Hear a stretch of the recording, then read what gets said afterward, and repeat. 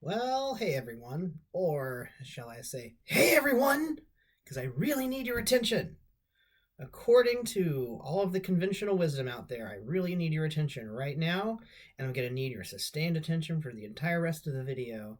You can't divert your attention anywhere else because then I will lose some sort of secret attention game that one has to do with marketing and content, apparently.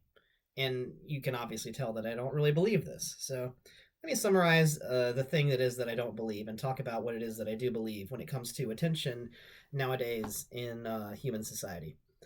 So, um, a common complaint is that kids these days, especially, millennials, anyone younger than Gen X, basically, they all don't have attention spans. They need to be looking at their device while they talk to you, and they're gonna go scroll around, and they're gonna be like, "Oh yeah, yeah, yeah, I'm gonna." No, no, I'm paying attention. No, really, really, I got everything as you said. Don't I just need to do this thing. I need to log into my app. the the accusation is that uh, a couple of entire generations all ended up like that. And the reason that we all ended up here is because of the media. Um, it's because of TikTok, it's because of Instagram, it's because of the internet, it's because Facebook split up all of our attention into little chunks, and Twitter divided it up even further, and Vine finished it off. I don't know. Something finished Vine off.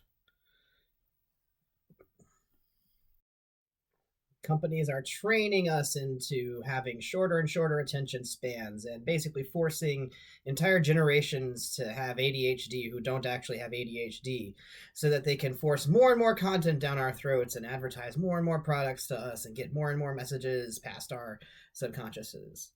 And here's the problem. Since when has that been any different since the last century whenever they had TV advertising start up or radio advertising?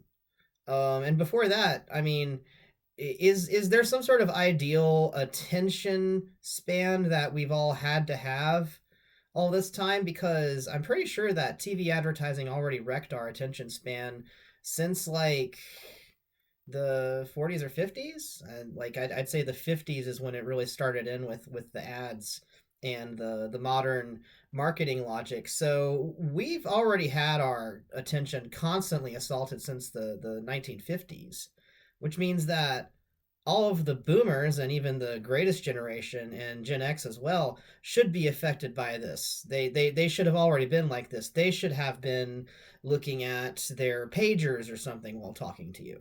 Um, and they're not. And isn't that strange? Well, what's the difference? Maybe it's just kids these days. They grew up with the internet. That's what it is. They grew up with the internet and with tablets and iPhones, and it's all the devices and all the screen time. Screen time is what's doing it. It's all the screen time. Except that there's plenty of affluent people who've just had access to technology earlier than others, who've been able to look at screens since the 60s and 70s, who've had PDAs since the 80s and 90s. And it's not any different for them. They're still the same as the rest of their generation. It's not screen time that did it. It's not bite-sized content that did it. Now, I will say that we do consume bite sized content rather well. Our attention spans do seem to divide up rather well to short, bite sized things. And we do tend to switch over rather well according to the logic of marketing and mass media. But that doesn't mean that they're the ones that got us there.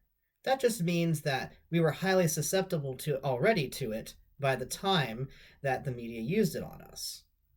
I believe the media and their marketing techniques and all of their editing techniques and just all of the glitz and glam, all of that is there because we're already shaped like that. We specifically being well, I'm an early millennial. I'm 1981. So millennials, generation Y, generation Z, um and like who's after that? Who's the newer generations after that? I like really it's hard to keep track. But basically, everyone after Gen X and some Gen Xers, I believe, they all seem like they got some kind of brain affliction where we just have a different attention span than the others. And I know sometimes there are, boomers and greatest generation pecking at their iPhones at the dinner table, but that's a little different than extended behavior where you're constantly distracted. You have trouble reading books for an extended period of time. You have trouble watching an entire movie without getting up and doing something and interrupting yourself. Well, what made you adopt that behavior? Was it actually your phone? Was it actually advertisers? I think I have the answer, and I think the answer is no. I think the answer is actually our work culture. So I want you to kind of imagine if you've had a number of day jobs where you've worked for a boss, and that boss was a boomer or greatest generation, they were um, like older, middle age to old age, because like typically management and bosses tend to be that age. And did you ever find that they expected that you would respect their attention span? As in, if your boss was ever in their office doing work, very, very focused in on it, looking like they were like, obviously concentrating on something, did you decide not to interrupt your boss and maybe send your boss an email instead? Or um, maybe try to keep an eye on whenever your boss gets up for a coffee break or something? Did you decide not to interrupt your boss because you thought, my boss needs to focus and concentrate for a long extended period of time, like my boss often does, to do my boss's work? And then you sit down at your desk and you work for about 5 minutes, and then your boss is at your desk and is like, hey, I need you to pull up this order. Can you do that right now? Okay. And like, can you get this while you're there? All right. And I have these three other things that I need you to do today. Can you get that? All right. Bye. Now, did your boss at any moment actually seem to check in on whether or not you needed an extended concentration period? No. I already know your boss didn't do that. Come on, that's a joke.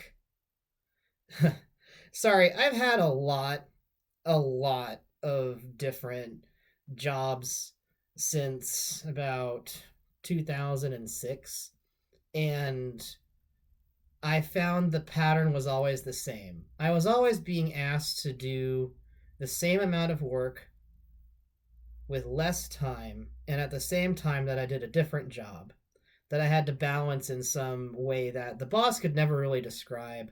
Terms that were very popular in the job market around this time were like, looking for someone who's hungry for work, looking for someone who's a go-getter, who, is willing to take chances, take risks, willing to take on a task head on, um, and able to work through confusion, able to make decisions in the middle of uncertainty. All of these nice little ways of phrasing that you don't have a real job description, and they're just going to throw work on top of you whenever they want and tell you to get it done whenever they want.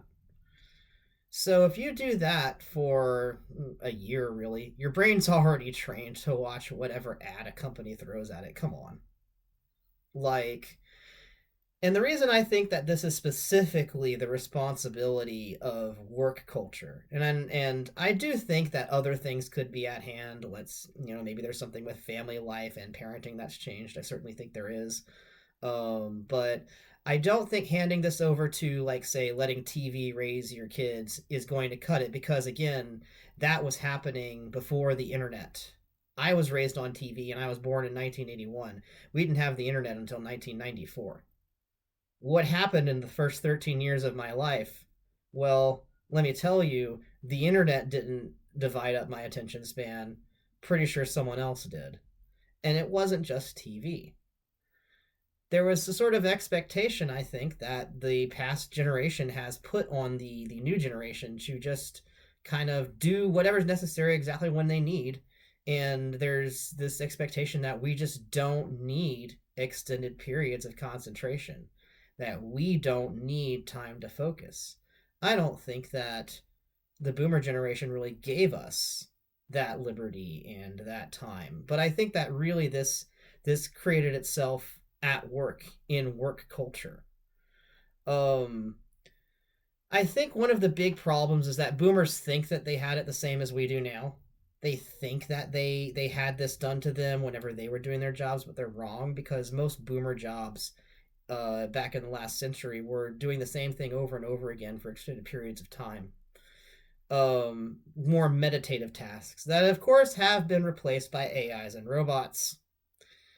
And then, of course, they made it to the top of the structure, and now they expect that everybody working under them has the same experience. And it's like, no, we're not doing the same thing over and over again. So we can't have that extended period of concentration that you had while you were constantly working. Instead, you're giving us 10 different tasks that are dramatically different. I have to put on a different hat every time that I do a different task. I have to pull up a completely different set of memories. I have to do completely different associated tasks. I have to use entirely different brain muscles and physical muscles each time. So I'm not going to get into a routine, and I'm certainly not going to hit any zen. And because of that, I'm not going to have an attention span. This has basically just been, in my opinion, a matter of mismanagement in terms of, I honestly think a whole generation of bosses simply neglected their employees because I don't really know why. I don't know why they decided to do it like this. In my opinion, I think it's the idea that you could get this employee to do these three jobs while they're just sitting at a desk job. They can do these two things as well. And it's like, well, okay, it's going to come at a cost though. It's going to come at the cost of our attention spans because what's happening is that you've got the pressure of work. Instead of doing something where you're relaxed and you're at leisure, you're doing something at work, which means the pressure, the stress, the anxiety, and the requirement that you deliver on this is immense because usually you're working to be able to eat and to be able to pay your rent, to be able to live. So because that survival anxiety, that survival instinct is attached to you doing your work and you doing your work at your job, a higher level of priority is going to be put on that. And that's going to actually be the stuff that trains your brain the most. That high priority type of thinking, those high priority type of tasks, those get tagged by your brain as the most important. Those neural pathways are going to be built and are going to be fashioned more intently than the ones where you just passively take in entertainment. If you're just passively taking in entertainment, it doesn't really matter what your brain does. It can just use whatever neural pathway it's been using lately. Whenever you kind of zen and like drop out while watching entertainment and just stop paying attention, your brain's probably going into a repair cycle. It's probably doing some maintenance. You could probably stand to lose some of your attention at that point. If your brain feels compelled to split its attention between three different things, it's probably because your brain has gotten itself to a point where it feels it's necessary to stay alert in case a surprise task comes up. And this is another place where your job probably did this to you. Because if you have surprise tasks come up all the time at your work, and if those surprise tasks follow you home sometimes, either you get a text or an email and you actually have to act on that even though it's after hours because of whatever employment terms you have.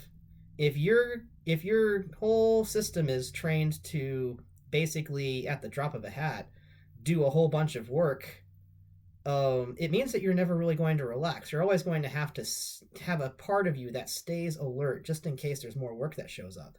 And remember, we've got to do that work because if we don't do that work, then we won't make money and we won't be able to live. So that there's a high amount of pressure that's put on this type of stuff. And I will say also, work culture in the last couple of decades, especially in Silicon Valley, but pretty much anywhere, there's been a huge emphasis on employee loyalty, on doing a lot of extra work to prove that you deserve the high end positions, and to basically just like build up a kind of ideal career, especially an ideal career endpoint. So people have a lot of pressure to behave certain ways at work, and so it's a lot easier to get your brain conditioned there. So I think that we have an entire generation that's been trained to work a certain way. They've been trained to be lower and mid-level employees. And the easiest way to be like that, to remain like that, is to constantly be able to switch tasks. And if you're constantly looking at your phone while also watching the movie, then your brain is basically um, keeping trained up the muscles and the ability to split your attention. And this is also one thing I want to mention. This is an ability. I think this is something that people are missing. If you are watching a movie and you're reading your phone at the same time, who cares?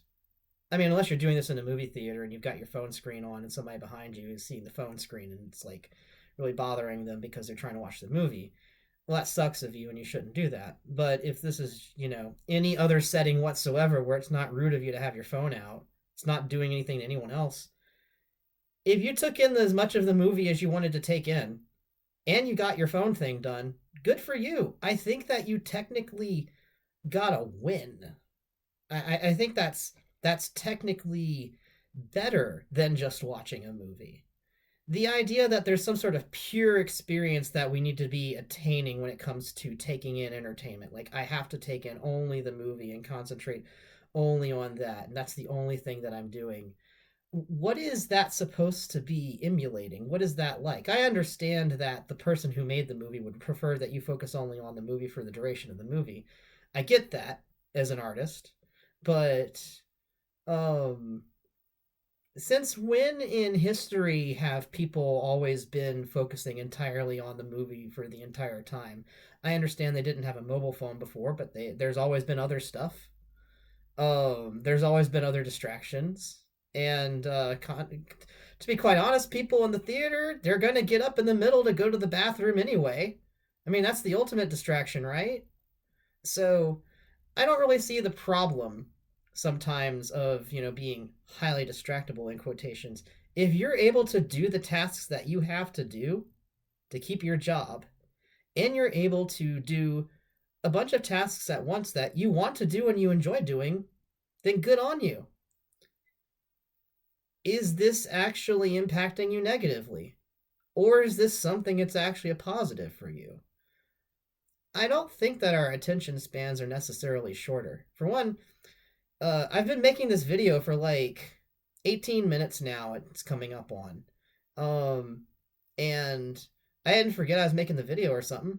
I'm still on topic. This is still a video about attention spans and why one generation has a different attention span than another generation. I don't think that this is necessarily a loss. Now, I do think that it would be nice if I had the ability to read a paper book for an extended period of time without getting distracted, because there's a part of my brain that's like, oh crap, what if another ticket comes in at work? But I haven't had that job in like 3 years. That's how much my brain is trained up to be like, no, wait, I can't relax. I need to keep alert for in case a thing comes up. It's like, I don't anymore. I literally don't. Um, so there are some things where we're going to have to train ourselves out of this. And like, I go to a therapist for this. Like that's how I deal with this difficulty, is that I get therapy for what it is that I've gone through and what it is that I have going on with me. And I think that there there's like kind of a sliding scale of what it is that people might need to do depending upon their needs. But I think the biggest thing is, what are your needs? Because I consider this to actually be an ability if it's not getting in your way. If it allows you to do more of what it is that you want to do, or more of what it is that your body seems compelled to do. Sometimes your brain just wants to watch 3 videos at once. Why don't you let it? What's the harm in doing that?